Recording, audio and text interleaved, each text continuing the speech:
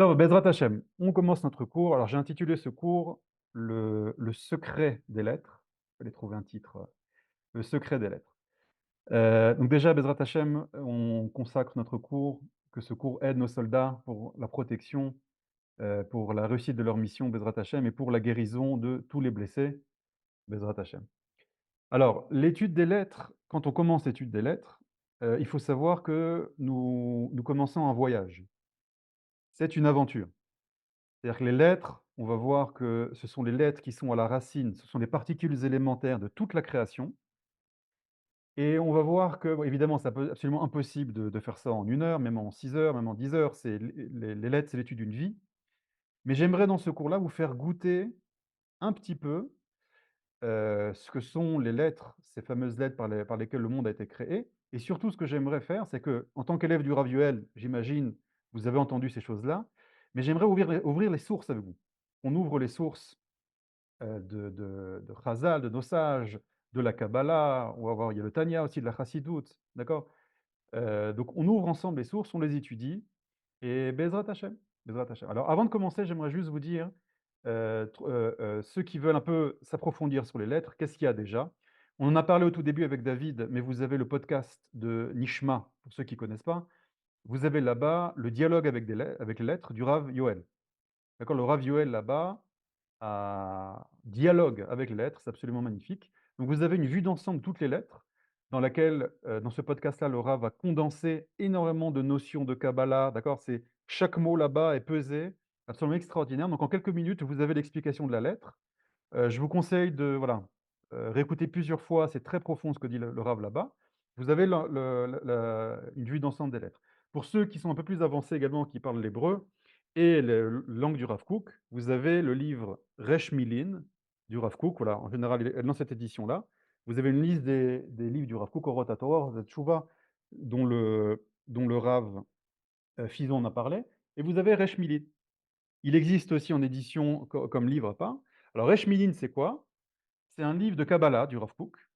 Moi personnellement, je ne comprends pas. Donc si vous, vous comprenez, vous pouvez y aller. Il explique toutes les lettres, mais pas seulement, parce que c'est pas que les lettres où il y a un secret, mais aussi les te'amim, c'est-à-dire les cantillations, et également les nekudot, le patar, le kamas, le shuruk, le kubuk, et également les tagines, ces petites couronnes qu'il y a sur les lettres là-bas. Donc c'est un livre de Kabbalah très profond, très, très, très profond. Et là-bas, vous avez aussi des explications, ceux qui veulent un peu feuilleter, et vous avez également le livre du Rav Yoel, pour ceux qui connaissent. Oui, Félicia, j'enverrai le lien. D'accord? Rav Shemot. Donc ça, c'est un livre en hébreu également du Rav Yoel, dans lequel il explique le secret de combinaison de lettres de noms divins et il explique comment on peut s'y connecter par de la méditation. D'accord? Très, très bon livre. Alors, c'est un langage kabbalistique, mais c'est assez court, c'est pas si compliqué que ça. D'accord? Il faut bien parler l'hébreu, bien sûr. Voilà, je vous conseille également ces livres-là, c'est plus avancé. Nous, on va rester sur les bases, sur les fondements. Alors, avant de commencer, j'aimerais commencer par 3 petites histoires pour vous faire entrer un petit peu dans le monde, des lettres. Oui, je vais alors vous tapez, sur Google Nishma, Nichma, podcast Nishma. Vous cliquez dessus, il faut s'inscrire, je crois et là-bas, vous dans la barre de recherche, vous tapez dialogue ou les lettres, vous tapez le mot lettres et vous allez la voir là-bas, toutes les lettres, le dialogue avec les lettres, ça s'appelle le podcast. Vous allez là-bas, Nichma. C'est bon? Tov. Avant de commencer, excusez-moi, on m'a posé une question pendant la pause, c'est Chava qui m'a dit: «Mais de quelles lettres on parle là? De quelles lettres on va parler?» Donc évidemment, les lettres du Sefer Torah, les lettres des Téphilines, les lettres que vous connaissez. Mais il faut savoir que Chava m'a dit: «Mais j'ai entendu dire qu'il y avait l'hébreu ancien, l'hébreu antique, c'est pas l'hébreu qu'on a maintenant». Elle a tout à fait raison. Alors je vais en attendant, j'ai cherché. Alors regardez ici. C'est ce qu'on appelle, Ktav Ha'ivri Akadum. Vous voyez ici sur cette colonne de droite, vous avez l'hébreu classique, c'est-à-dire qu'on appelle l'hébreu ashurite. Pourquoi on appelle ça l'hébreu ashurite? Parce qu'il est yachar. Vous voyez que chaque lettre, c'est formé de bar, d'accord? Et à gauche, vous avez l'équivalent dans l'hébreu antique. D'accord? Donc, il faudrait faire un cours entier pour expliquer c'est quoi ça. Mais juste pour vous dire de quoi on parle, je vais vous expliquer, je donne l'explication que donnent les Ritva. Le Ritva, c'est Rabbi Yom Tov Asevili. Donc, c'est un sage de l'époque des Rishonim, du Moyen Âge. en Espagne, qui donne une explication très belle. C'est quoi ces deux langages-là? Je vous fais très court, et encore une fois, ça, c'est vraiment une explication. Il y a beaucoup de choses à dire sur ces langages-là. Il dit comme ça. Il dit, dans la colonne de gauche que vous voyez ici, ouais, c'est très étrange, hein, on dirait il y a un W, il y a un X. Ça, c'est l'hébreu antique. Il dit, il y avait deux langues, deux écritures. Il y avait la langue euh, qu'a développé naturellement le peuple hébreu, l'écriture, pardon. Et c'est cette écriture-là, d'accord, qu'ils utilisaient au quotidien. Quand Dieu a donné la Torah à Moshe, la Torah a été écrite dans l'écriture de droite, l'hébreu que vous connaissez.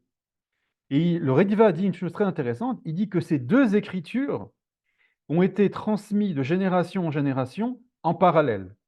Sauf que l'écriture de droite, qui contient tous les secrets dont on va parler maintenant, c'était l'héritage des prophètes. Les prophètes de la génération se transmettaient de génération en génération le secret de ces lettres-là. Et dans la vie quotidienne, les Hébreux utilisaient l'alphabet de gauche classique, etc., dans lequel il n'y a pas forcément de secret. Et à partir du Second Temple, je ne vais pas expliquer pourquoi, parce qu'encore une fois, c'est tout un coup, Ezra a Sofer a démocratisé cette langue secrète, cette langue cachée des prophètes, qui était dans le Sefer Torah, évidemment, qui était écrite dans le Sefer Torah. Les Hébreux avaient accès à cette écriture-là. Ils pouvaient l'avoir dans le Sefer Torah, dans les Téphilines, dans les Mezuzot, mais ce n'était pas dévoilé. C'est-à-dire c'était les prophètes et les sages de la génération qui se transmettaient ces secrets-là. À partir du deuxième temple, au début du deuxième temple, Ezra a Sofer, donc après l'exil de Babylone, a démocratisé cette écriture-là, et c'est devenu l'écriture hébreu classique que vous connaissez. Voilà, vraiment en une phrase, parce il faut vraiment développer ça. C'est bon, Chava, je sais pas que j'ai répondu à votre question. Je vois qu'il y a déjà des questions dans le chat. Ok. Bonjour, donc Pat Argile pose la question, on pourrait dire que le chinois et autres viennent. Alors ça, c'est aussi une très bonne question, je ne vais pas y répondre dans ce cours-là. C'est est-ce que toutes les langues viennent de l'hébreu ou pas? La tour de Babel, etc. Ça, je n'ai pas du tout rentré dans ça aujourd'hui, mais ça demande un approfondissement, vous avez raison. Alors, avant de commencer le cours, on va commencer à voir les sources. J'aimerais vous raconter trois petites histoires pour rentrer dans le bain. Histoire numéro un, c'est sur l'Admour Azaken. Il s'appelle Rabbi Shneor Zalman Miladi. C'était celui qui a écrit le Bar la Tanya, qui a écrit le livre de le Tanya. Donc on est à la fin du XVIIIe siècle et début du XIXe siècle. Il était en Russie. Et là-bas, les Russes, il y avait beaucoup, vous savez, de fausses délations sur les Juifs. Et il y a des Russes qui ont créé une fausse lettre de l'Admour Azaken, comme quoi il collaborait avec, il me semble, les Turcs qui étaient à l'époque en guerre contre la Russie, l'Empire ottoman. Et il a été capturé et il a été envoyé en prison à Moscou. Donc déjà, de nos jours, partir en prison à Moscou, ça ne doit pas être sympathique, mais une prison au XVIIIe siècle à Moscou, ce n'est pas sympathique du tout.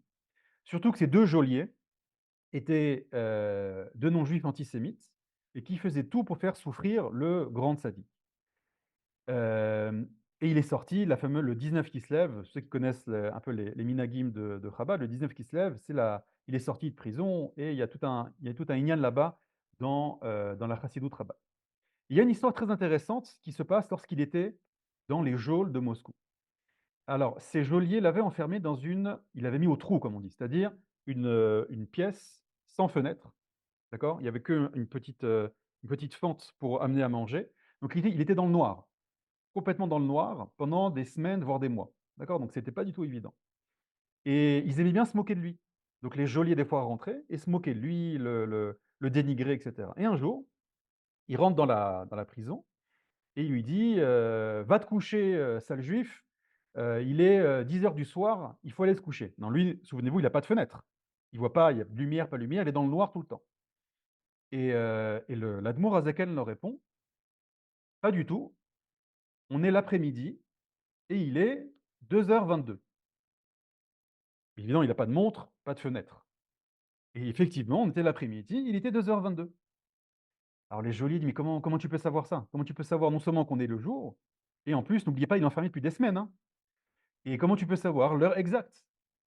Et il leur répond avec un grand sourire, vous pensez que moi je suis en prison et vous, vous êtes libre, mais vous n'avez enfermé que mon corps. et c'est vous qui êtes en prison, enfermés dans votre méchanceté.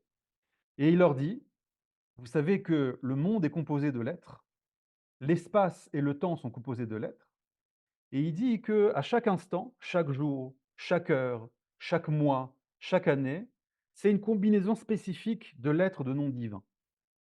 Et ces lettres-là, moi, je les vois. Et donc, je sais exactement quel jour on est, je sais exactement quelle semaine on est, et je sais exactement quelle heure on est. Parce que ce rave-là, ce grand sadique, avait voyé, d'accord, les lettres, les combinaisons de lettres de noms divins qui étaient à la racine du temps. D'accord? Ceux qui ont vu Matrix, d'accord? C'est, je ne vais pas spoiler, c'est un très bon film, allez le voir. C'est que le monde est composé d'un code informatique et à la fin, il, révèle ses capacités, Néo et il voit le code informatique qu'il y a derrière, chaque élément de notre réalité. Donc les Havdil, c'est un petit peu pareil ici, avec la Mourazaken. Excellent film, exactement, je conseille. 2e histoire, pareil sur l'Admourazaken, c'était le jour de sa mort. Le jour de sa mort, il était allongé sur son lit et c'est son shamash, son aide, qui raconte cette histoire-là. Donc il était allongé sur son lit, ses yeux regardaient le plafond et peu de temps avant de mourir, il pose la question à son shamash, il dit: «Dis-moi, est-ce que tu vois un plafond?» Alors le shamash ne comprend pas, il lève les yeux au plafond, bah, il y a un plafond. Il dit: «Ah, tu me rassures, parce que moi, j'ai atteint un niveau dans lequel je ne vois que maintenant les combinaisons de lettres qui donnent vie, qui sont à la racine du plafond». D'accord? C'est-à-dire que, de la même manière qu'on a des molécules qui sont à la racine ou les atomes qui sont à la racine de la vie physique, les particules élémentaires de toute la création, ce sont des lettres. Les lettres, tout est composé de lettres. L'espace, le temps, vous-même. Je vais vous donner un texte du Rav Kook dans Oroth qui parle de ça. Votre âme est composée de lettres. Tout est composé de lettres. Donc celui qui a une capacité à se connecter à cette dimension-là, à la racine de la création, il ne voit pas un mur, il voit des lettres. Et je vous donne un secret. Quand vous accédez à ce degré-là, à cette dimension-là, vous pouvez par votre esprit ou par votre parole aussi jouer avec les lettres. Donc on a une histoire dans le Talmud où les Chachamim traversaient les murs, par exemple. Comment on traverse les murs? D'accord? C'est quand on arrive à combiner les lettres de façon différente. Donc il n'y a plus de mur. Ça, c'est la 2e histoire. La 3e histoire, donc celle-là, vous la prenez avec des pincettes, d'accord? C'est, je donne un cours dans différents groupes sur les lettres, aleph, bet, guimel, et cetera. Et un jour, j'ai un ami qui m'appelle et sa femme était, enceinte, bien avancée, elle avait dépassé le terme.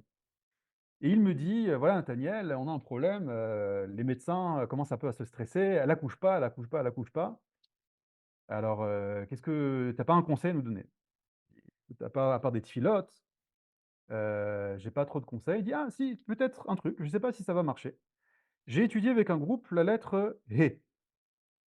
La lettre He. Alors je leur ai dit comme ça, donc je l'ai fait en 1 minute, c'est quoi la lettre He? La lettre He, c'est quoi?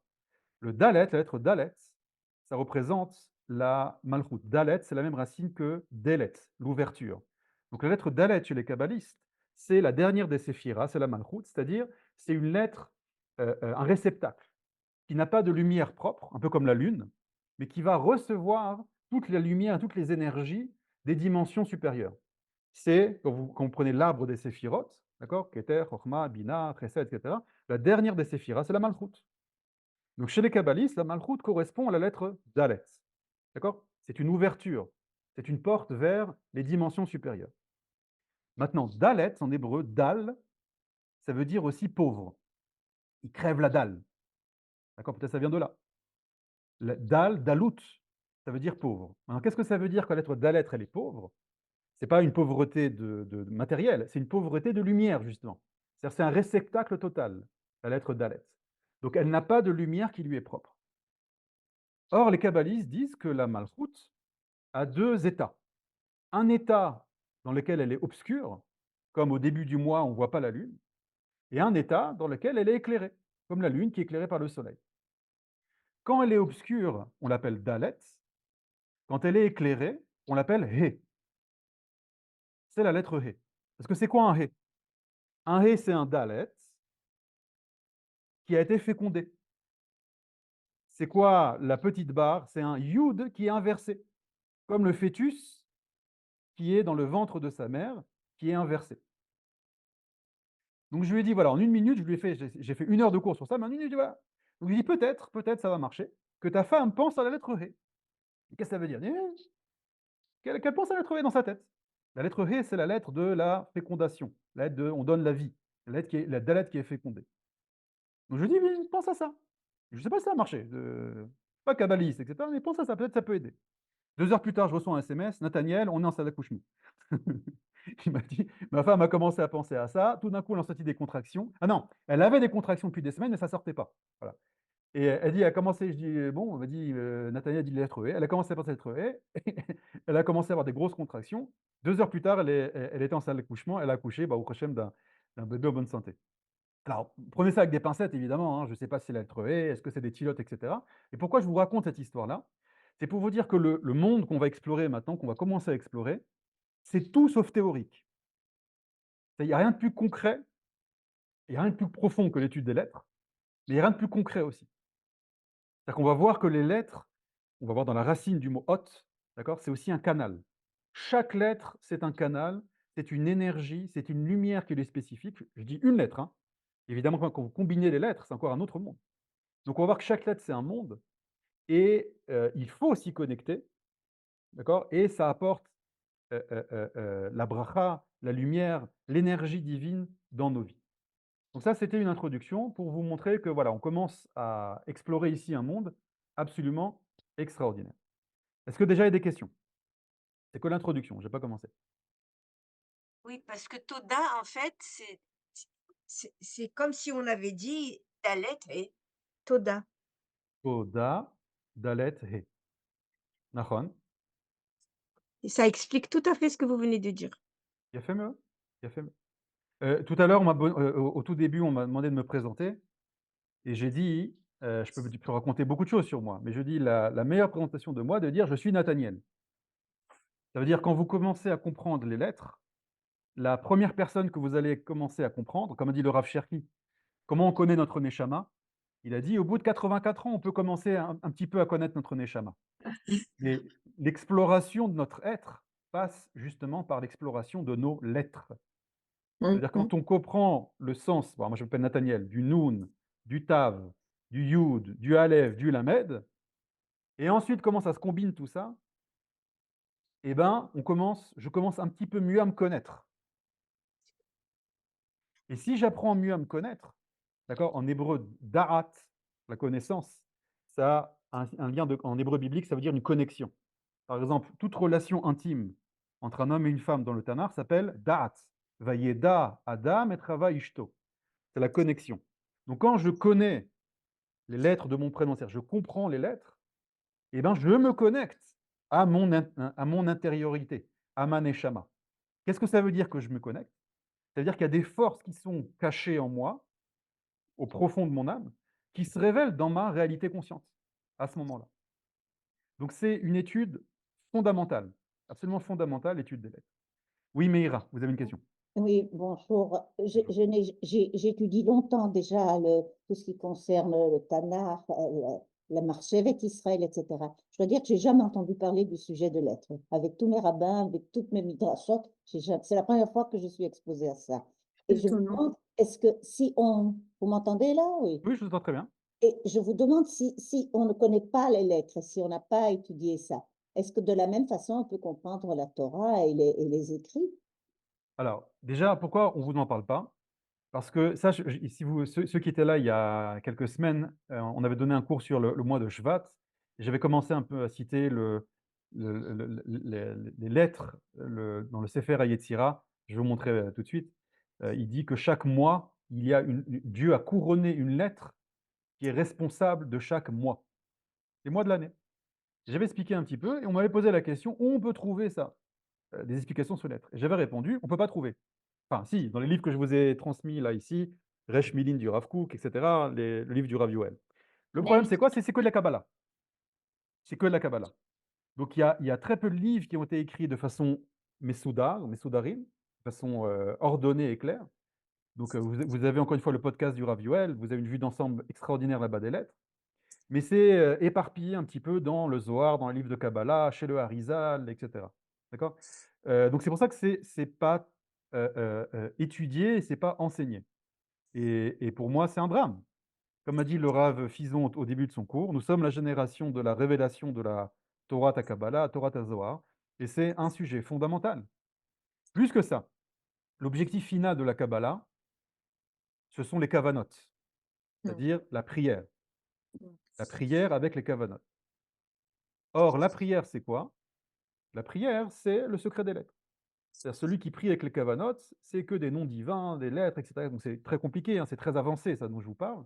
D'accord? C'est Mais quoi des c'est cavanotes?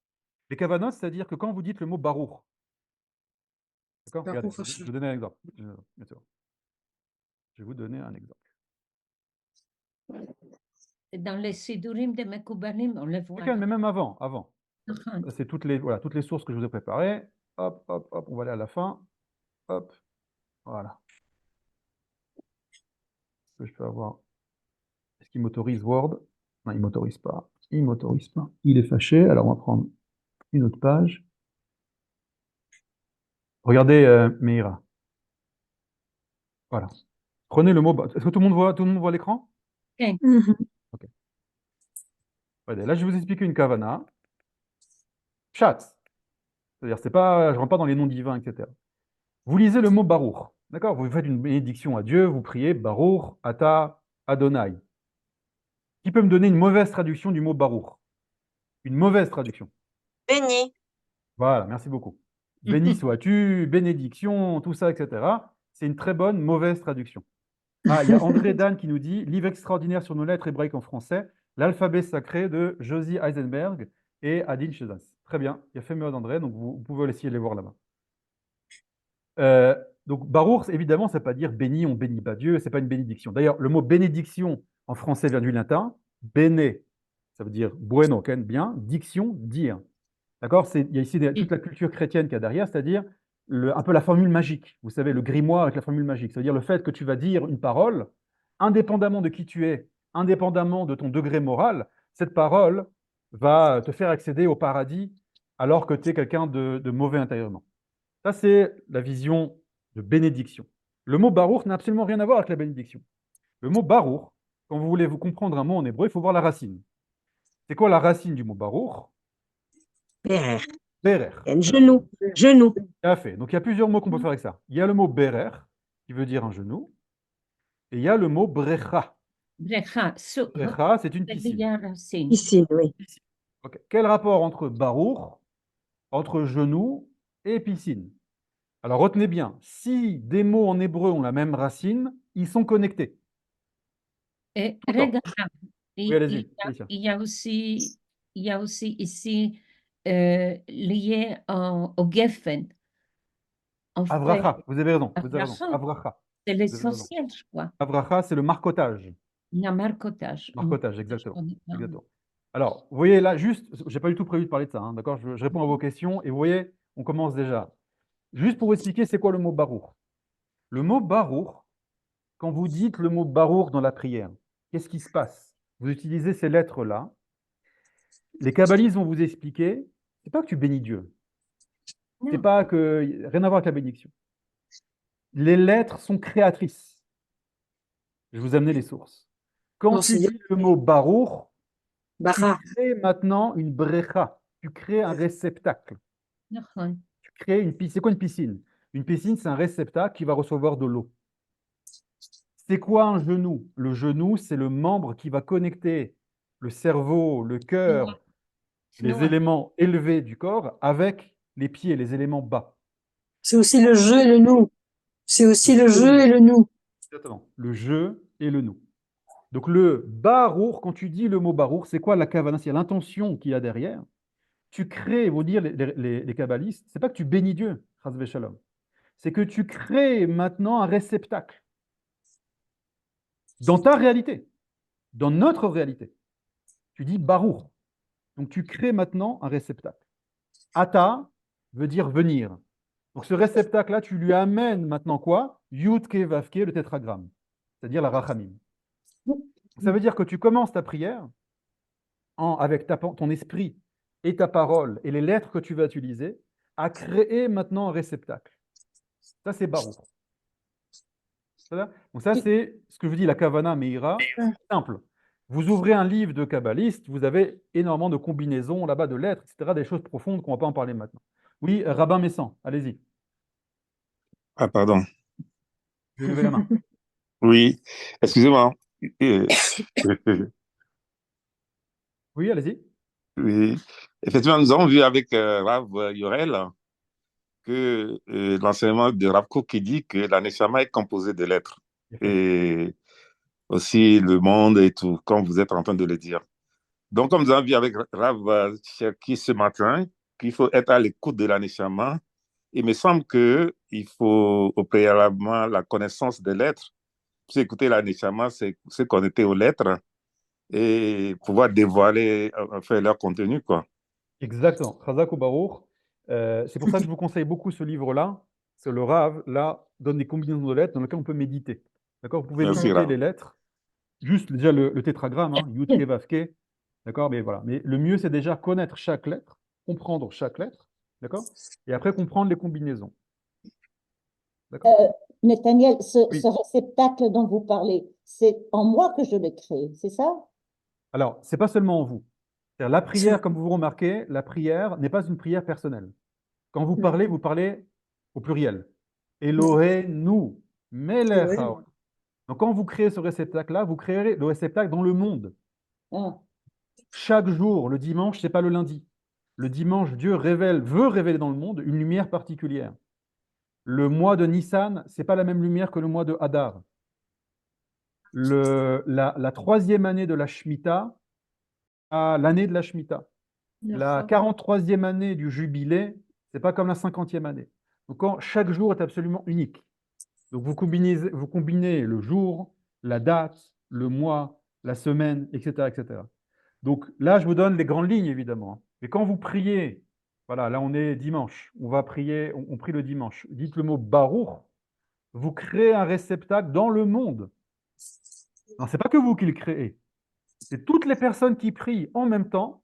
Imaginez-vous un édifice géant, un réceptacle géant qui s'appelle Baruch, que toutes les personnes qui prient aujourd'hui, chacun participe. Alors, le très très grand kabbaliste, lui, il va avoir une capacité d'agir sur différents étages de ce réceptacle-là. Moi, petit, je suis responsable de l'électricité du premier étage, c'est tout. C'est mon rôle. D'accord? Et plus on grandit, plus on révèle nos capacités, et plus notre capacité d'action, donc c'est d'agir avec ces lettres-là, grandit. oui, j'ai compris. C'est clair? Merci, merci. Donc, je vais commencer le cours maintenant. On va commencer à regarder un peu les sources. Allons-y.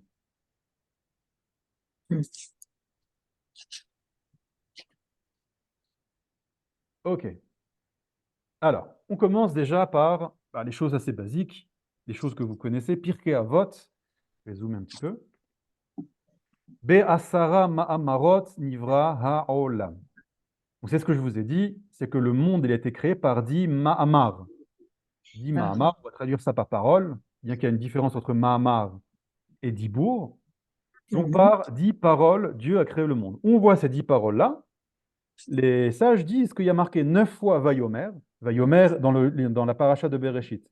Vayomer Elohim Yeyor, Vayomer Elohim Tacharet, Vayomer Elohim, etc. Et il en manque un, c'est Bereshit. Le mot Bereshit est une parole en soi, une parole créatrice. D'accord? Comme ça disent les sages. Et donc il y a 10 paroles créatrices qui sont à la racine de toute notre existence. Donc Dieu, lorsqu'il veut créer, il va utiliser 22 outils, 22 éléments, 22 particules élémentaires, qui sont les 22 lettres de l'alphabet hébraïque, du Lachon HaKodesh. Jusque-là, c'est clair? Donc, c'est marqué. Donc, déjà, dans Bereshit, vous lisez Bereshit, il est marqué Vayomer. Vous voyez que Dieu crée par la parole. Ensuite, on a le Sefer HaYetzira. Alors, le Sefer HaYetzira, déjà, il s'appelle le Sefer HaYetzira. Que veut dire le mot Yetzira en hébreu biblique? Alors, vous voyez, bon, je vais écrire ici directement. Dans le livre de Bereshit, vous avez 3 expressions. Vous avez Bria, Yetzira et Asiya. Bereshit bara Elohim et Hashem taretz. Vayitzer et Adam, vayas. Alors, c'est quoi les différences? Bria, donc ça, je vous dis l'hébreu biblique, hein, en hébreu biblique, pas en hébreu moderne. Bria, c'est une création Partir de rien. ex nihilo, exactement. Yetzira, c'est on a une matière qu'on appelle shamaïm, une matière spirituelle, si j'ose dire, ou une matière matérielle qu'on appelle haaretz, comme une sorte de pâte à modeler, et on va façonner. Yesh miyesh. Yesh miyesh, exactement. Asiya, dit Rashi, c'est gmar melacha, c'est terminer le travail. Donc, si vous voulez, donc ça, c'est des codes pour lire Bereshit. Quand vous voyez Bria, c'est ex nihilo, il n'y a rien et Dieu crée de rien. Yetzira, c'est façonner à partir d'une matière existante. Et Asiya, c'est terminer le travail. Je vois qu'il y a des questions. Moi, donc, pour Adam, c'est façonner, Yetzira. Il y a les deux. Il y a Vaïvra, Vaïtzer, et il n'y a pas marqué Vaïaas. Il n'y a pas marqué qu'il a terminé le travail de l'homme. Pourquoi il n'y a pas marqué? C'était à nous de le faire. C'était à nous de le faire. Nous participons à notre propre création. Asher bara Elohim lasot. Exactement. La'asot, Asher bara. C'est à la fin de Non? Donc, il faut perfectionner le monde. Exactement. Exactement. D'accord? Donc, le fait que nous nous perfectionnons, nous révélons et nous parachèvons, nous participons en cela à la création. C'est pour ça qu'il y a marqué Naase Adam. Dieu dit nous allons faire l'homme. Qui va faire l'homme? C'est Dieu et l'homme. On participe à notre création. Alors pourquoi je parle de ça? C'est pour expliquer que le Sefer HaYetzira. Le Sefer HaYetzira, c'est le livre qui est attribué, selon la tradition, à Avraham Avinu, qui a écrit Avraham, et c'est le livre du façonnage, si j'ose dire. C'est un néologisme. D'accord? Donc c'est pas, on peut pas, l'homme ne peut pas livrer, c'est impossible, on ne peut pas créer à partir de rien, mais on peut façonner à partir de ce qui existe. Et donc ce livre-là révèle le secret des lettres. Et quand vous étudiez ce livre, vous comprenez, vous y connectez, bah, vous pouvez vous-même devenir créateur. Alors je vous rassure tout de suite, il est incompréhensible. Enfin, il est incompréhensible. Pour ceux qui le comprennent, d'accord? Mais c'est du code. D'accord? Voilà, là, je vous ai sélectionné des petites phrases un peu compréhensibles, d'accord? Mais quand vous allez lire, c'est de la Kabbalah très, très, très, très, très, très, très avancée. D'accord? Et voilà, c'est des choses auxquelles on peut étudier, mais voilà, on touche pas trop. Donc, qu'est-ce qu'il y a marqué dans Sefer Yetzira? Les 22 lettres. Il a façonné par elles toute la création et tout ce qu'il façonnera dans le futur. Alors, c'est intéressant ici, c'est-à-dire qu'on voit que le Sefer Yetzira te dit il y a une dynamique dans la création. C'est-à-dire la création évolue. Je continue. Il y a un midrash qui s'appelle les Midrash Haotiyot de Rabbi Akiva. D'accord? C'est pour ça que je vous ai dit, est-ce qu'il y a un livre sur les lettres? Il n'y a pas de livre sur les lettres. C'est éparpillé dans les Midrashim, dans la Zohar, dans le Sefer HaYetzira, voilà. Donc pareil ici, nous dit Rabbi Akiva, ce sont les 22 lettres, et à l'instant où Dieu voulut créer le monde, immédiatement elles sont descendues et se sont tenues face à lui. Voilà, donc il y a beaucoup de choses à dire ici. Je vais avancer parce que voilà, je vais vous montrer un petit peu, vous faire goûter un petit peu aux différentes sources qui existent sur les lettres. Si vous avez des questions, évidemment, vous m'arrêtez. Hein. J'avance. Là, il y a une source connue du Talmud de Babylone, traité de Brachot. Amar Rav Yehuda, Amar Rav. Yodea haya betzalel, letzaref otiyot, shenivreu baem shamaim va'aretz. Alors, de quoi on parle? Nous avons Betzalel. Nous sommes à l'époque du désert, d'accord? C'est les parachiotes de notre Teruma, Tetzavé, Vayakel, Pekoudé. Nous sommes dans la création du Mishkan. Oui, oui, vous avez dit tout à l'heure que Vaïbara voulait traiter le vrai bara par création estinol. Bien. Bon, mais moi, ça pose un peu de problème pour moi parce que comme le même verbe est utilisé pour Vaïbara être Adam, il a créé aussi l'homme, mais on voit que l'homme, il a créé à partir de Afar et que nous sommes en train de voir qu'il a créé à partir des lettres. Donc, la création, traduire bara comme étant une création estinol me pose problème, quoi. Alors, il y a marqué là-bas, et si vous remarquez bien, il y a marqué là-bas aussi, va yitzer et Adam. On Oui, utilise le mot yetzira. oui, Donc, yetzira, c'est façonner à partir d'une matière existante, donc, qui est la poussière de la terre, et il lui a insufflé. De quoi est composé l'homme? Il y a deux éléments. On a un corps et une âme. Le corps, c'est de la terre, on va dire. Évidemment, dans Bereshit, on parle de terre, c'est pas de la terre du jardin, hein, vous comprenez? D'accord, oui. c'est des éléments spirituels. Gan Eden, Notre corps, comment? du Gan Eden. T'inquiète. Et notre âme, bah, c'est le souffle divin que Dieu a insufflé dans nos narines. Et là-bas, vous remarquez, il y a marqué Vayitzer et à Adam. Il a façonné l'homme. Il a pris des éléments déjà existants et il a une sorte de pâte à modeler géante. D'accord? Et il a fait l'homme avec ça. D'ailleurs, c'est pour ça que l'être humain, c'est le seul être connecté aux deux mondes. Donc, c'est le seul être qui peut faire l'unité des valeurs, l'unité du monde. On a un pied dans le monde terrestre, un pied dans le monde spirituel. On est la seule créature. Les anges sont que spirituels, les animaux ne sont que matériels. Nous avons une capacité de relier les deux mondes. D'accord? De faire marier Shamaim Va'aretz. Ou comme dit le Rav Yoel, de faire descendre Shamaim Ba'aretz. C'est clair? Ou alors de faire monter Haaretz Bashamayim. Non, justement. J'ai fait exprès de, j'ai fait exprès de mettre une faute. Non. C'est pas de faire monter Haaret Bashamaim. C'est l'inverse. C'est de faire C'est descendre l'inverse. les valeurs du ciel sur terre. L'objectif, c'est pas le jardin d'Éden. L'objectif, c'est pas le paradis céleste. L'objectif, c'est sur terre. Le Olam Habba, le Rav Yoel vous rappelle, Rabacha tout le temps, le Olam Habba veut dire le monde qui vient maintenant. Le Olam Habba, c'est ce monde-là qui arrive à son parachèvement. Donc, c'est pas, on ne, comment dire, on n'élève pas la matière, quand j'entends parfois, on n'élève pas la matière, mais on révèle la Kedusha cachée dans la matière et on révèle la Kedusha du ciel sur terre. On révèle les éléments divins sur terre. Sinon, pourquoi Dieu il veut un Beth Amikdash? Pourquoi il veut une maison sur terre? Il veut descendre, il veut se révéler, il veut révéler ses valeurs sur terre. Mais quand on bénit, enfin on bénit, quand on prend un verre de vin, ou tout ce qu'on boit ou qu'on mange et qu'on lui fait la bracha, c'est en quelque sorte vouloir le bénir, lui rendre sa kedusha. Alors, on a déjà expliqué que le mot barour ne veut pas dire bénir. Non, je sais, mais alors, Qu'est-ce que vous faites quand vous prenez un verre d'eau? Voilà, vous prenez un verre d'eau. Voilà, c'est du thé, c'est pareil. D'accord? Je fais la bénédiction. Baruch ata Hashem Elokeinu melech haolam she'hakol niya bidvaro. Qu'est-ce que j'ai fait à ce moment-là? Qu'est-ce que je fais à ce moment-là?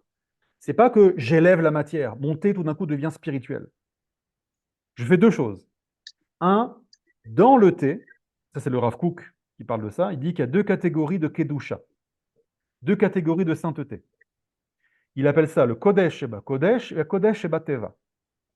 Le Kodesh dans la spiritualité, c'est-à-dire le Kodesh classique, et le Kodesh dans la nature.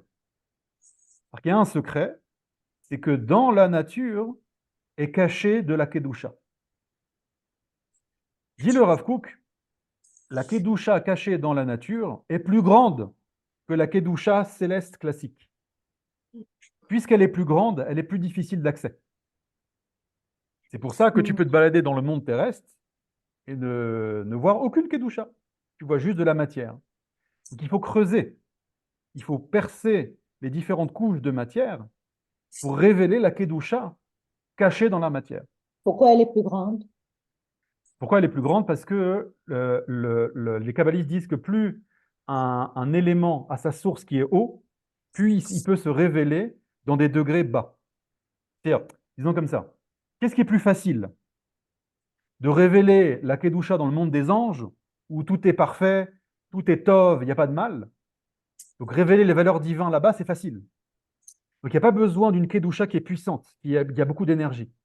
Ou est-ce que c'est plus facile de révéler une Kedusha dans la politique, dans les guerres, dans l'agriculture, dans l'éducation, dans le génie civil, dans tous les éléments, dans toutes les couches de la matière? Ou c'est plus dur de révéler Dieu? Évidemment dans la matière. Puisque la matière peut cacher Dieu, il faut que la Kedusha qui s'y révèle, elle ait une énergie extraordinaire. À cause du tissou, à cause Dans du ce que l'on voit. Oui, pardon. Oui?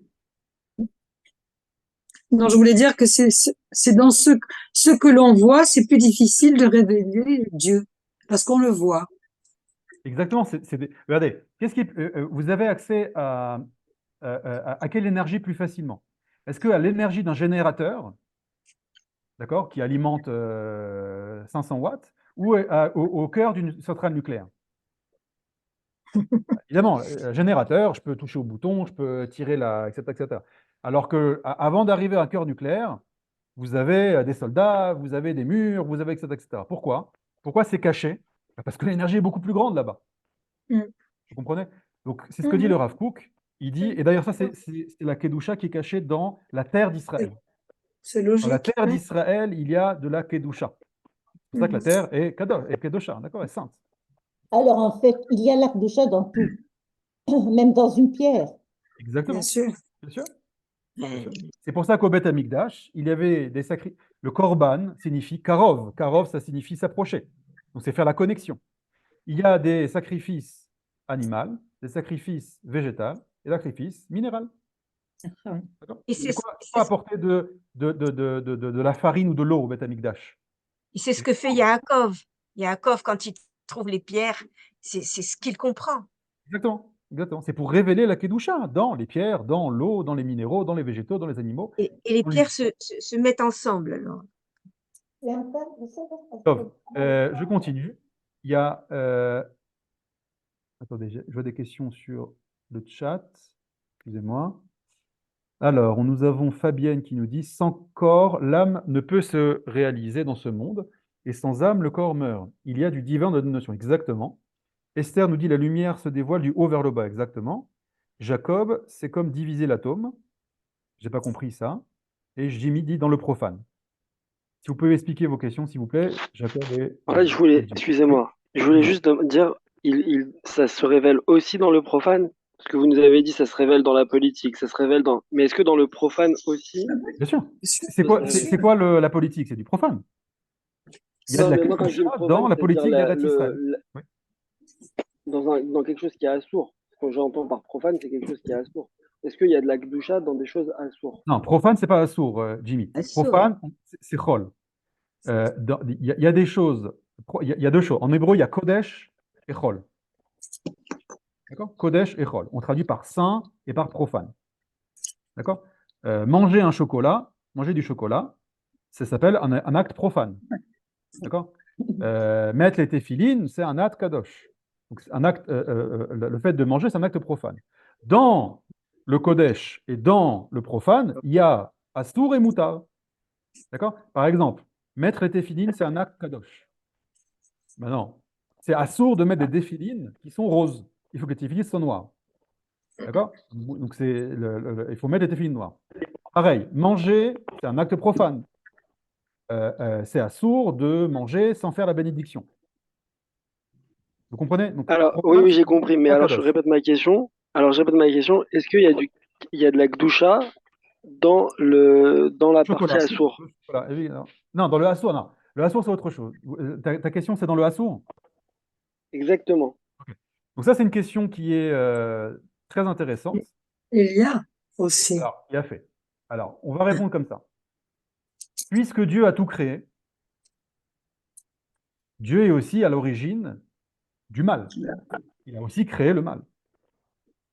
Si Dieu est à l'origine du mal, alors je précise juste, tout ce que je vais vous dire maintenant, c'est pas du tout pédagogique, mais c'est vrai, donc je vais le dire. Si Dieu est à l'origine des forces du mal, ça veut dire que la source des forces du mal, bah, elle est bonne, puisque c'est Dieu qui a la racine. Donc peut-être maintenant, on va s'amuser à révéler la Kedusha dans les choses qui sont assourdes. Qui a fait ça? Shabtai Tzvi. Dieu. Shabtai Tzvi, le faux messie, d'accord? En Europe, ça a été une catastrophe. Il a dit comme ça. C'est pour ça que quand on rentre dans le monde de la Kabbalah, ce que je vous dis, c'est de la Kabbalah, d'accord? Ça veut dire que de dire qu'il y a de la Kedusha, Jimmy, ce que tu dis, aussi dans le Assour, c'est ce qui a marqué dans la Kabbalah, ces choses-là. Mais les Mekoubaïm vont te dire, mais c'est Assour. Ah, la Kedusha, qu'est-ce qu'on en fait là-bas? Laisse ça à Dieu. Dieu t'a interdit de t'occuper de la Kedusha qui est bloquée dans les choses Assour. Excuse-moi 2 secondes, juste, j'ai mon ordinateur qui va couper.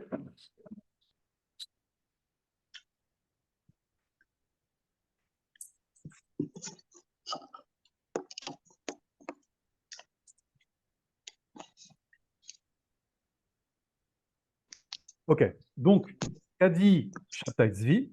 Il a dit, puisque, alors, je vous caricature un petit peu, hein, d'accord, mais puisque dans la Kabbalah, on te dit que tout a une origine, à la racine est Tov, même le mal, peut-être qu'il faut faire le mal pour libérer les étincelles de sainteté cachées dans le mal. Vous comprenez le mec tordu? Et bien c'est ce qu'il a fait. Il allait violer des femmes, avec ses élèves, avec les téphilines sur la tête, pour libérer les étincelles de sainteté cachées dans l'interdit du viol. D'accord? Donc vous voyez comment dire, Perversion. la perversion, la distorsion du nefesh de cette personne-là. Et vous comprenez aussi pourquoi. Hein. Avant de rentrer dans le monde de la Kabbalah, il faut que les choses soient claires. La morale, la différence entre le bien et le mal, la morale humaine, j'allais dire, soit claire déjà. Le derech, ce qu'on appelle. Ensuite, le bien et le mal dans la Torah Taniglé, soit clair. D'accord? Quand tout est clair et tu as les bases, après, tu peux rentrer dans des considérations profondes. D'accord? C'est un petit peu, regardez, ça, ta question de Jimmy, c'est un peu la question qu'avait posée Esav à son père Yitzhak. D'accord? Il a marqué Tsaïd Befiv. Il a marqué que Esav chassait son père par sa bouche. Il y a deux explications dans Rashi là-bas. Il y en a qui disent qu'il lui a porté À manger. le produit de sa chasse. Et il y en a qui disent qu'il chassait son père par sa bouche. Qu'est-ce que ça veut dire? Rashi dit une chose très étrange. Il dit, papa, comment on fait Trumot ou Maasrot, c'est-à-dire les prélèvements obligatoires, Le sel. de Kash Veteven, et Melach Veteken, de la paille et du sel. Et du sel. Et son père lui répondait, mon fils, vous savez que dans les c'est quoi les prélèvements obligatoires? Quand vous avez un champ d'oranges, d'accord? En Israël, vous devez prélever une partie de cette récolte et puiser cette kedusha qui est à l'intérieur, justement, et donner aux Kohen, aux Lévi, aux pauvres, etc. Ça s'appelle la Trumot ou Maasrot, les prélèvements obligatoires. La dîme. Non, pas la dîme, les prélèvements obligatoires. Et il y a certains éléments qui sont exemptés de Trumot ou Maasrot. Et Esav disait à son père, pourquoi on ne prélève pas aussi sur Kash, Teven, Melach, les éléments comme ça minéraux? Et qu'est-ce que son père lui répondait? Son père lui répondait, tu as raison mon fils. Dans ça, il y a aussi de la Kedusha, mais nous ne sommes pas encore au niveau pour révéler ça. Donc ça, on laisse ça à Dieu. Dit le Midrash, à partir de ce moment-là, Esav a tout lâché, a tout rejeté. Il faut comprendre que Esav, c'était un grand idéaliste en réalité. Mais c'était le tout ou rien. C'est-à-dire, si je ne peux pas révéler la Kedusha dans tout, inclus une chose dont on dit que c'est interdit, alors je veux rien du tout. Et il a marqué qu'il a tout lâché, il a été faire ce qu'il est des meurtres, etc. etc. D'accord, Jimmy, c'est clair? C'est très très clair, merci beaucoup. Mais je pense que on peut vous envoyer des. Parce qu'en fait, c'est un sujet qui me passionne ça, et j'aurais voulu éventuellement vous envoyer, je sais pas moi, un courrier ou quelque chose comme ça pour essayer de vous amener des sources, parce que j'ai pas envie non plus de ralentir le cours. Bien sûr, bien sûr. Tu peux m'envoyer un courrier. Vous parler peut-être. Il y a maintenant des emails, hein. Tu peux aussi m'envoyer un email. Les courriers. Oui, je pensais à un courrier mail. Je pourrais. Je parlais. Ok. Je regarde. Ok, Khadak, je continue maintenant dans le Talmud de Babylone. Alors, on y va. Amar, Rav Yehuda, Amar, Rav, Yoda, Aya, Betzalel, etc. Qu'est-ce qu'on a dit? On a dit que Dieu, dans le désert, demande à Moshe de nommer quelqu'un, l'architecte du Mishkan. L'architecte du Mishkan, le tabernacle. Et c'est très intéressant que la Gemara nous dit la personne qui va être responsable de créer toute la structure du Mishkan doit avoir comme aptitude de connaître le secret des lettres par lesquelles le monde a été créé. Et moi, je pose la question, quel rapport? Quel rapport entre le Mishkan et les lettres qui ont créé le monde qu'on a étudié? Vous comprenez? Quel rapport? Dit quelqu'un qui est doué dans l'esthétique, dans l'architecture, on peut comprendre. Ou qui soit un grand sage, on comprend qu'il y a des secrets dans le Mishkan, c'est pas n'importe quoi. Mais pourquoi spécifiquement les lettres? Il faut connaître le secret des combinaisons des lettres. La question est claire? Oui, parce qu'il doit être saint. Comment?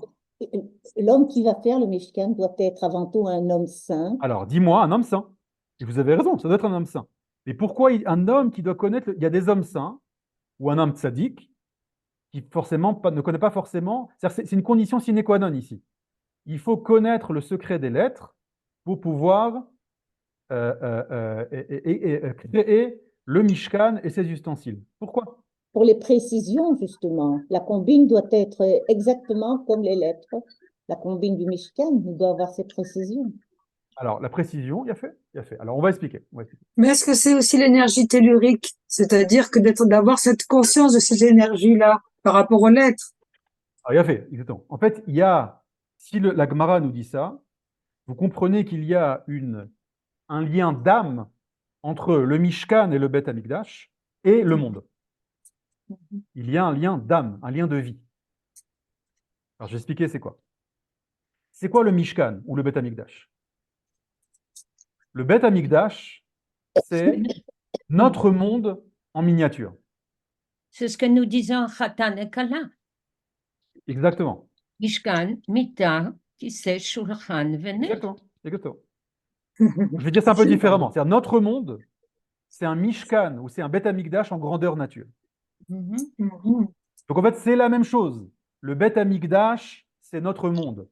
Notre monde, c'est le Beth Amikdash. Alors, c'est quoi la différence entre le Beth Amikdash et notre monde? Il y a une différence. C'est que le Beth Amikdash, ou le Mishkan, c'est notre monde réparé. Notre monde qui est parachevé. Si vous voulez, quand il y avait le Beth Amikdash qui était construit, vous pouviez en fait faire un voyage dans le futur. Vous montiez à Jérusalem, vous étiez en Israël ou en dehors d'Israël, vous viviez dans le Olam Hazé. Vous rentrez dans le Beth Amikdash, vous faites un voyage dans le futur. Pas besoin de DeLorean, pour ceux qui connaissent le voyage dans le futur, vous pouvez rentrer au Beth Amikdash. Quand vous rentrez au Beth Amikdash, c'est un morceau du futur. C'est notre monde qui est parachevé, notre monde qui est réparé, notre monde dans lequel la rencontre avec Dieu, elle est sans écran. Elle est directe. Vous rentrez au Beth Amikdash, vous rentrez dans un morceau du monde futur. C'est beau. Et donc, pourquoi Dieu nous dit de faire le Mishkan et le Beth Amikdash? C'est simple. Quand tu rentres dans le Mishkan ou le Beth Amikdash, tu as en fait ce qu'on appelle en hébreu modèle lechikouï, un modèle à copier. C'est-à-dire, tu as vu ce qui se passe au Beth Amikdash? Ok. Maintenant, tu sors du Beth Amikdash, tu rentres dans ton monde, tu vas travailler, et tu dois maintenant créer un Beth Amikdash géant. Le monde entier doit être un Beth Amikdash, comme demeure de Dieu. Donc, c'est un grand cadeau que nous a fait Hachem. D'accord? C'est comme, vous savez, vous avez un puzzle et vous avez le modèle du puzzle. Donc, Dieu nous a insufflé dans notre réalité présente le modèle futur. Mais pas une photo, un modèle vivant. C'est-à-dire, tu peux vivre l'expérience de prophétique, l'expérience de la rencontre sans écran avec Dieu dans le Beth Amikdash. Contrairement au Beth Knesset qui est Mikdash Me'at, il n'est pas complet. Exactement, c'est un petit Beth Amikdash. Oui. Je vous rappelle que le Beth Knesset a été créé en exil. Oui. En exil, d'accord? C'était une sorte de résidu, un souvenir de ce que doit être le Beth Amikdash. D'accord? C'est d'ailleurs la raison pour laquelle, tant qu'on parle de ça, les 39 travaux de Shabbat interdits sont les 39 travaux de construction du Mishkan. Construction. La même chose. Pourquoi? Parce que toute ta semaine, qu'est-ce que tu es en train de faire? Tu es en train de construire un Beth Amikdash géant. Et donc, le jour du Shabbat, qui est la Neshama de ta semaine, dans lequel tu vas prendre conscience de l'objectif. C'est-à-dire, toutes les semaines, on a un arrêt dans lequel on se concentre sur l'intériorité de notre semaine. Et donc, c'est les 39 travaux qui sont interdits. Ce sont les 39 travaux qui permettaient la construction du Mishkan. Et c'est pour ça que la personne qui est responsable de l'architecture du Mishkan ou du Beth Amikdash doit connaître le secret des combinaisons des lettres de notre monde. Parce que c'est la même chose. Le Mishkan, le Beth Amikdash et notre monde, c'est la même chose. C'est les mêmes particules élémentaires à la racine. Donc il faut connaître les secrets ici pour créer le Mishkan dans notre monde. Est-ce que c'est clair? C'est bon, il y a des questions? Superbe. Il y a des questions? Top. Alors, Non, j'avance. ça, on l'a compris. Ok, on avance. On va étudier maintenant. Alors, j'ai beaucoup de sources ici. Je vois un peu. Voilà, on va aller ici. On va aller sur le Tanya. Le Tanya. Alors, que dit le Tanya? Le Tanya, donc l'Admour Azaken dont je vous ai parlé au tout début, d'accord, Rav Schneur Zalman Miladi, dans le chapitre 1, parle du secret des lettres. Alors, je vous lis ce qui est marqué là-bas. V'yadata hayom v'ashevota levavecha ki Adonai hu ha'Elohim b'shamayim mima'al ve'al haaretz mitachad ha'aretz. V'yadata. On a dit, qu'est-ce que c'est la da'at dans le Tanakh? Le chaber, le chaber, Les chaber, d'accord? Se connecter. Donc la da'at, c'est pas tu connaîtras dans ton sechel. Évidemment, ça passe par le sechel, mais c'est une connexion. Hayom, c'est quand Hayom? Arsha, Shav. Donc à chaque instant, à chaque génération. Ok. À chaque jour. Ve'ashevota levavecha, tu ramèneras vers ton cœur, quoi? Qui Adonai, hu Elohim. D'accord? L'être, le Havaya, le Shem Havaya, l'unique, se révèle dans les Elohim, c'est-à-dire se révèle dans la multitude de notre réalité. Bashamaim ima'al, dans le ciel au-dessus, ve'al haaretz mitachat, et dans la terre, même dans les couches les plus basses. En od, il n'y a pas autre que lui. Ça, c'est un verset du livre de Devarim. Le Baal HaTanya donne une explication très intéressante. Il voit dans ça le secret des lettres. Regardez. Il faut comprendre. Qu'est-ce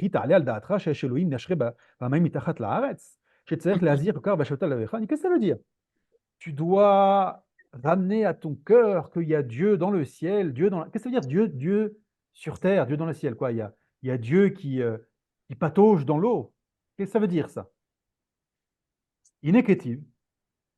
Les olam, donc ça c'est dans le Teilim, les olam, de manière éternelle.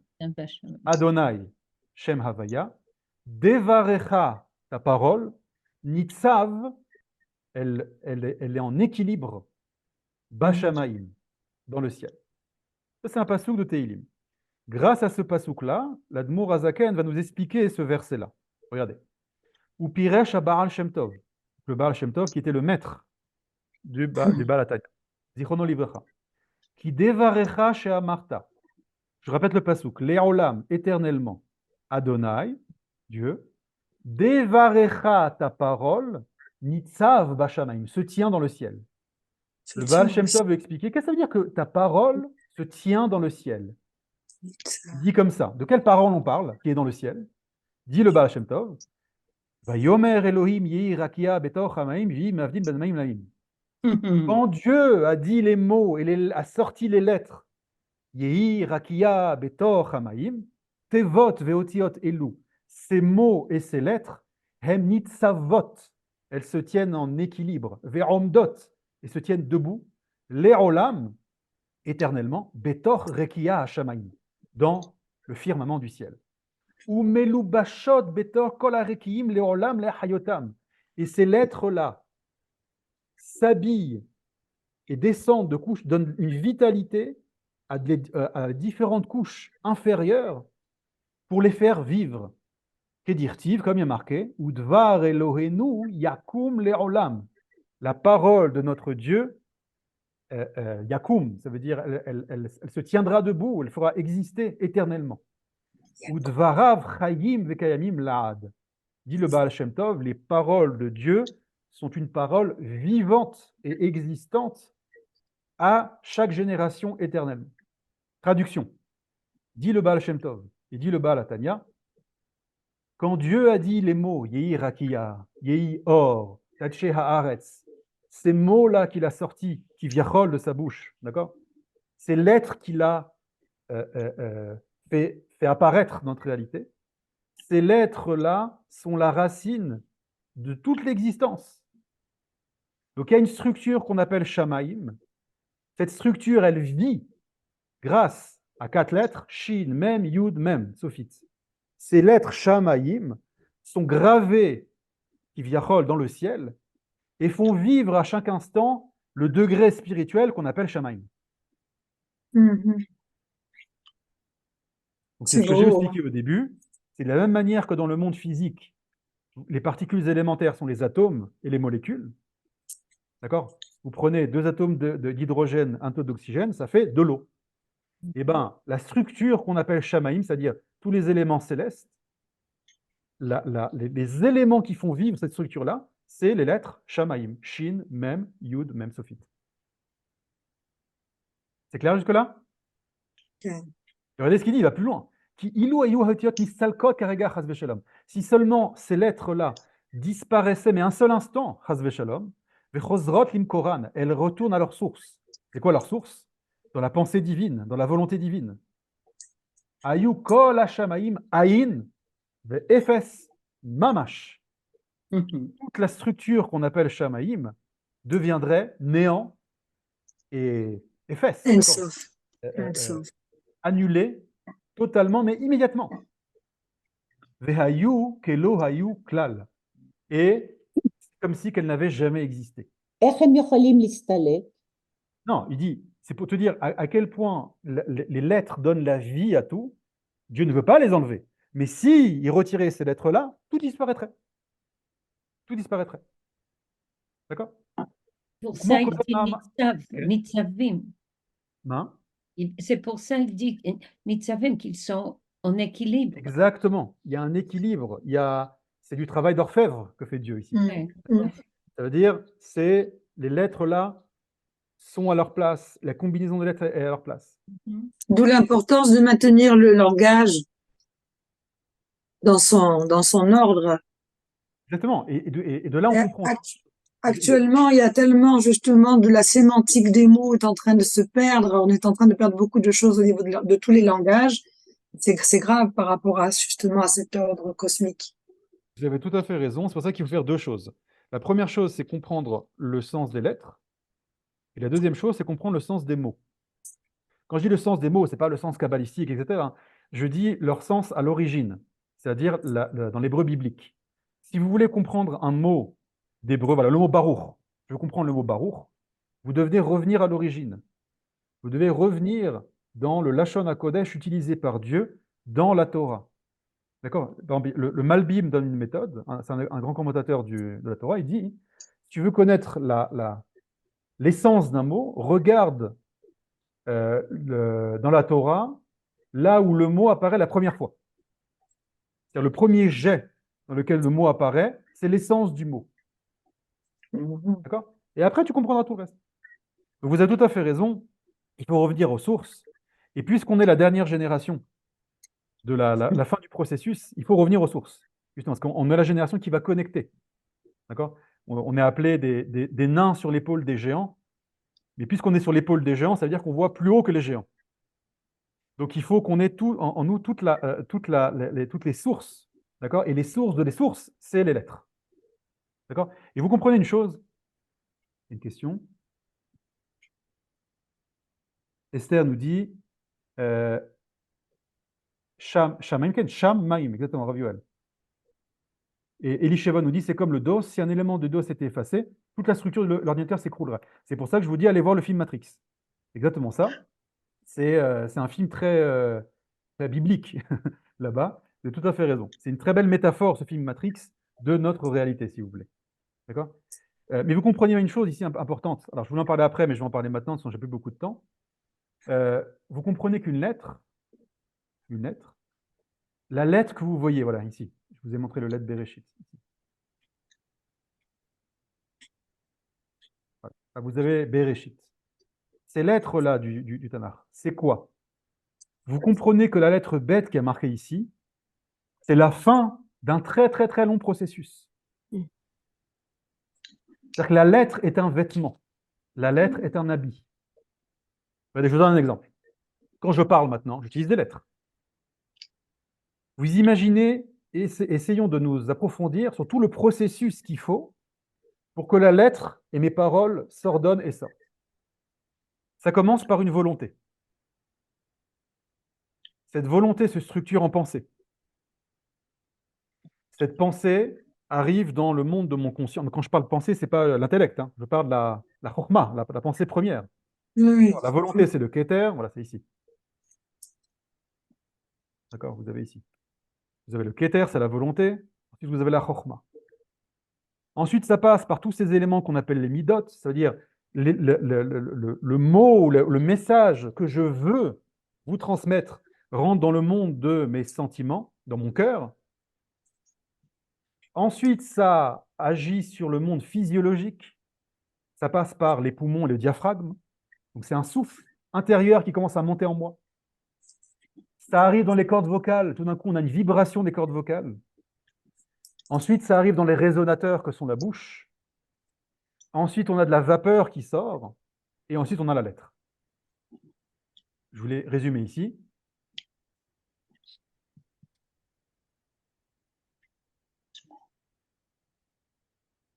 Tout ça, c'est pour dire une lettre. Pensée, volonté, le cœur, regesh, midot, le souffle, vibration, résonance. Coupez les micros juste s'il vous plaît. Ils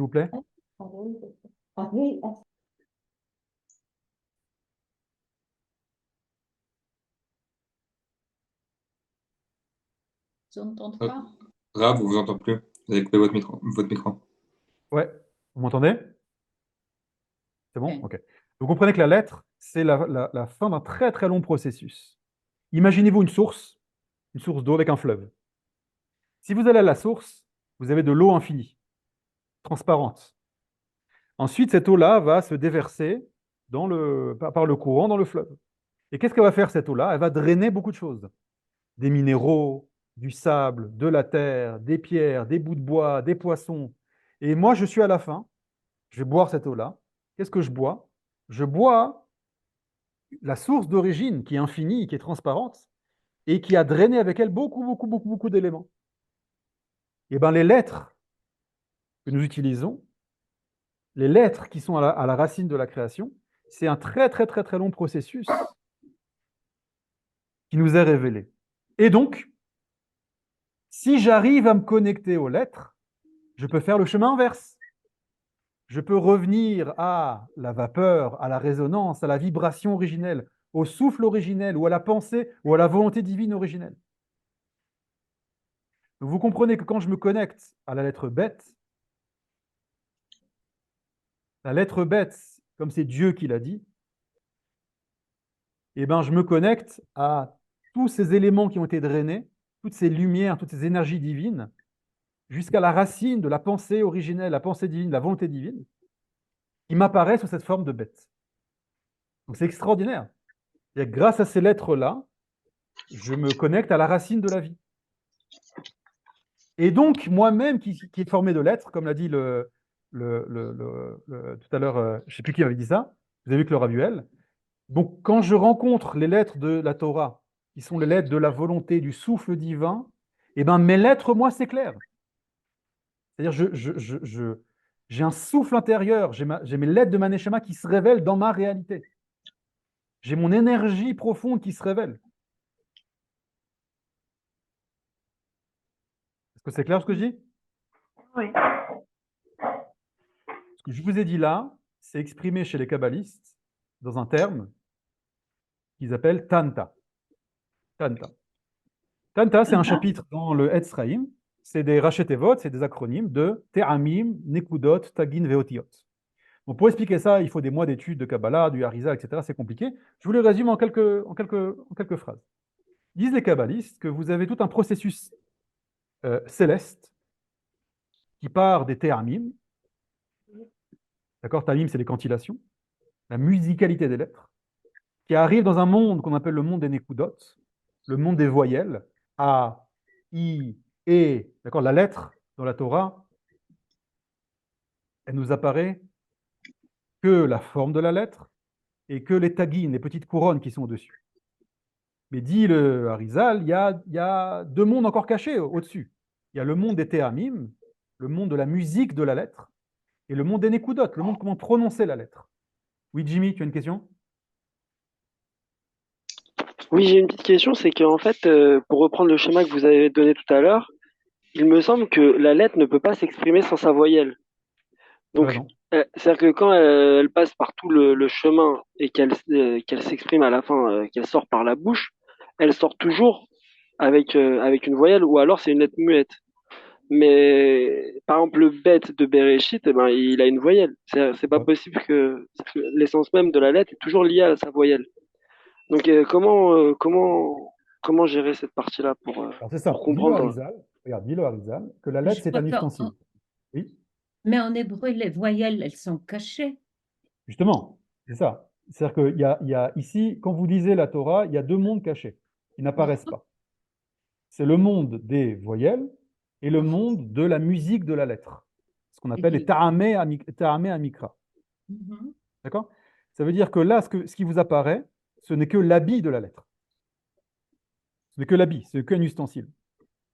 Dit le Harizal, quand vous lisez la Torah, c'est-à-dire quand vous activez maintenant les voyelles et quand vous chantez la Torah, Bereshit bara Elohim et hashamayim vet haaretz vehaaretz hayetato. D'accord? Vous chantez quand vous êtes à la synagogue. Vous ramenez dans ces mots-là, dans ces lettres qui sont de la matière, de l'encre, vous faites vivre les lettres. Vous ramenez les éléments qu'on appelle Te'amim Venekudot, ces deux mondes-là, vous les ramenez sur Terre. Quand vous lisez la Torah, vous ramenez ces éléments sur Terre. Dit le Harizal, pourquoi on appelle ça Te'amim? Le degré le plus élevé d'une lettre, c'est sa musique. Il y a plein de choses. On vous a dit qu'une lettre, c'est un monde.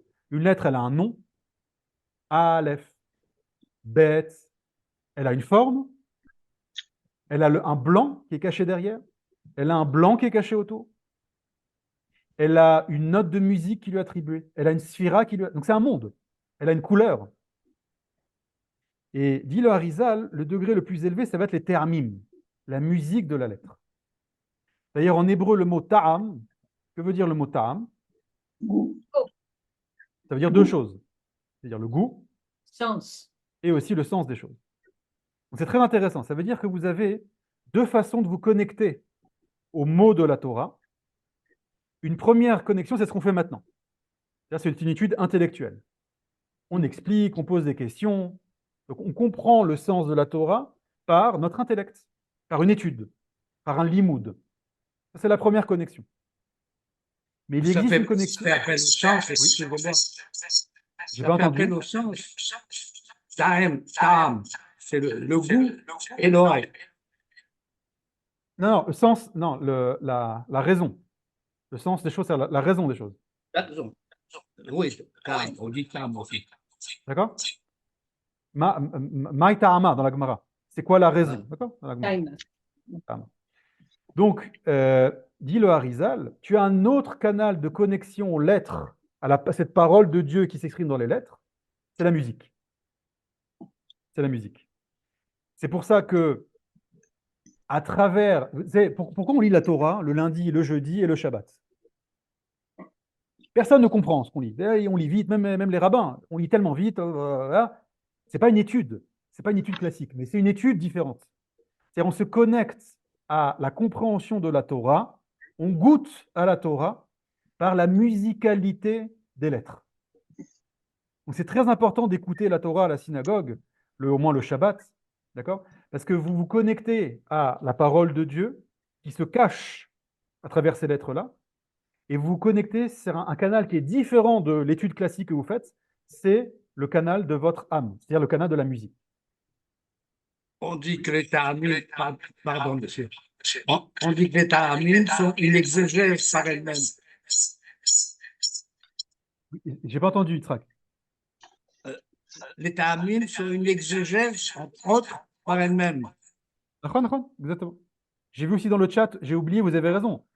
Chaque lettre a aussi une valeur numérique. Maintenant, numérique. D'accord? Donc, les ta'amim, c'est ça. Donc, pour tout ça, là, on va s'arrêter bientôt. Je vais vous laisser poser vos questions. Voilà. J'ai encore beaucoup de choses à dire, il y a beaucoup de sources, mais je voulais vous faire goûter un petit peu. Si on résume un petit peu ce qu'on a dit. On a dit que les lettres sont les particules élémentaires de toute la création. On a vu les sources et dans la Mishnah, et dans la Gemara, et dans le Sefer Yetzira, livre de Kabbalah, et dans la Chassidoute, d'accord? Que ces lettres-là sont la racine de toute vie. Mais on a aussi vu que la lettre, ce n'est que la fin d'un processus. D'accord? ce n'est que la fin d'un processus. Donc, quand on arrive à s'y connecter, on se connecte à tout le processus qu'il y avait derrière. J'ai encore beaucoup de choses à dire. Là, c'est juste l'introduction. Je vais m'arrêter pour écouter vos questions déjà. Oui, Meïra, allez-y.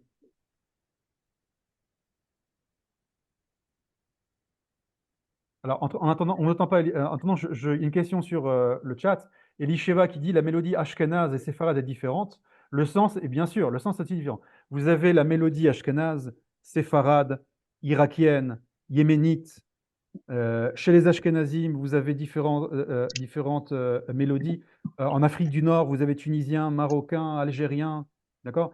Les Évidemment, vous avez tout à fait Italiens raison. aussi.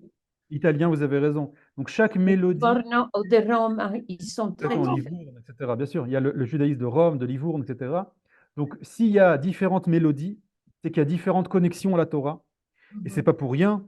Le Rav Kook dit que ça puise ses racines des 12 tribus. S'il y a 12 tribus, c'est qu'il y a 12 canaux de prière et aussi 12 canaux, sinorot, de connexion à la Torah. D'accord? Donc, c'est évidemment la même Torah, c'est la même source. D'accord? La source est la même. Mais il y a 12 bras, le fleuve a 12 bras. Et c'est les résidus de ces 12 tribus, ça passe par la mélodie de chacune des traditions des différentes communautés à travers les exils. Donc c'est d'où l'importance de garder ces traditions, ces minagim. Chaque minag, c'est un fragment de l'identité hébraïque originelle. C'est très important. Mais comment, si on sort de Echad, de Ardout, la ribouille de ces 12 chants que nous sommes des tribus toutes ces minhagim, arriver à Echad Bechazara. Parce que c'est le secret de Hachem ou Elohim. C'est-à-dire, c'est dans toute la diversité du peuple d'Israël. Okay. Je donne un exemple. Allez. Un truc très simple, très connu. De quelle couleur est ce livre-là, Félicia? Non, vous voyez, il est marron, il est blanc, et un petit peu de marron, et un petit peu de vert. Moi, je ne suis pas du tout d'accord avec vous. Ce livre-là est marron. Vous voyez? Oui, parce que vous avez l'écran. Regarde. Bref, là, vous voyez, du blanc, du vert et marron. Du marron. Voilà. Okay. Moi, je ne suis pas du tout d'accord avec vous. Moi, je vois du marron et du doré.